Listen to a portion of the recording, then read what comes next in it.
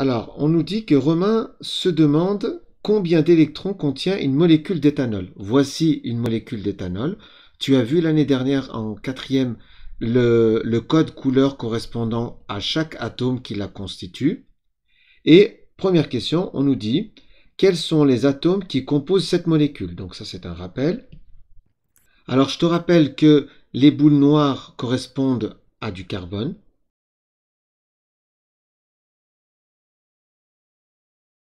Les boules blanches correspondent à de l'hydrogène. Et enfin, la boule rouge correspond à de l'oxygène. Deuxième question. On nous demande combien y en a-t-il de chaque sorte. On nous demande de savoir combien il y a de carbone, d'hydrogène et d'oxygène. Bon, bah ça c'est facile. Question numéro 2. Il y a 2 atomes de carbone. 1, 2, 3, 4, 5, 6. 6 atomes d'hydrogène, puisque on a dit que c'était les boules blanches. 1, 2, 3, 4, 5, 6. Et un atome d'oxygène, la boule rouge. Voilà pour la question 2. Nous allons commencer la question 3. On nous demande de déterminer le nombre de protons de chaque atome à l'aide du tableau périodique. Alors, tu sais que grâce au tableau périodique, tu peux avoir accès au nombre de protons qui se trouvent dans son noyau. On va commencer par le carbone. Le carbone se trouve ici dans le tableau périodique et en bas à gauche, on nous dit que le numéro atomique c'est 6. Donc il y a 6 protons dans son noyau.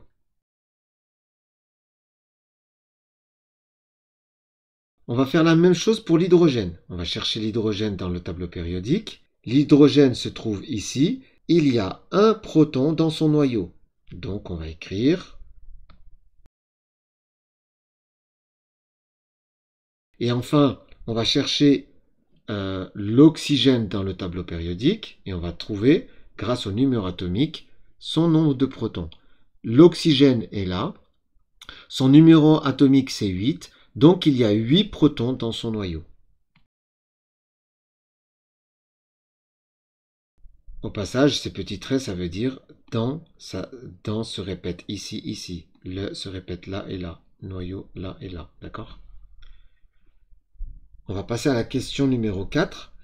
La question numéro 4, on nous demande de déterminer le nombre d'électrons de chaque atome en t'appuyant sur le fait qu'ils sont neutres.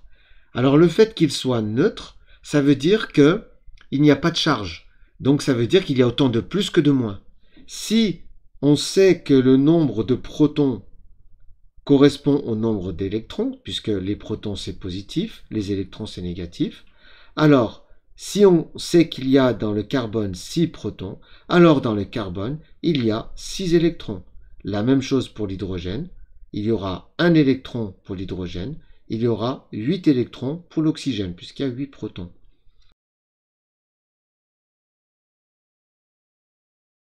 Donc pour le carbone, il y a 6 électrons car il y a 6 protons.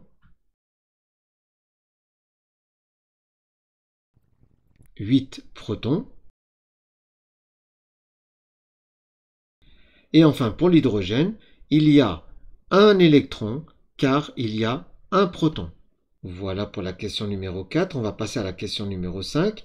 On nous demande de répondre à la question de Romain. Je te rappelle que Romain se demande combien d'électrons contient la molécule d'éthanol, cette molécule.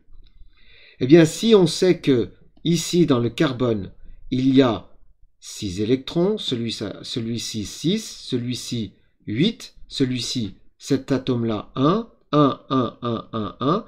Donc on comprend que le calcul qu'on va faire maintenant, on va faire 2 fois le nombre d'électrons du carbone, donc 6, donc 2 fois 6. Ensuite, l'oxygène, on n'en a qu'un, donc on va faire 1 fois les 8 électrons. Et comme l'hydrogène, il y en a, on a dit 3, 4, 5, 6 hydrogènes, on va faire 6 fois un électron. Donc on va faire le calcul suivant.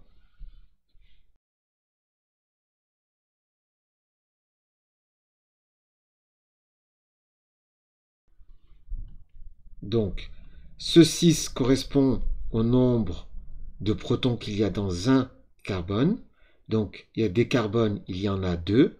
Donc, 6 fois 2.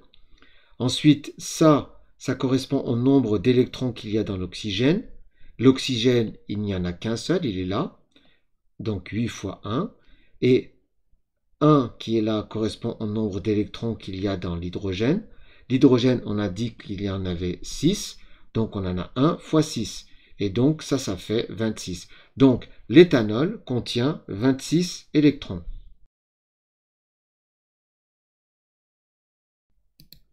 J'espère que cette vidéo t'a plu. Pense à mettre un pouce vers le haut pour m'encourager à poursuivre, à t'abonner si ce n'est pas déjà fait, à activer la cloche pour être informé des nouvelles vidéos. Allez, bon courage à toi!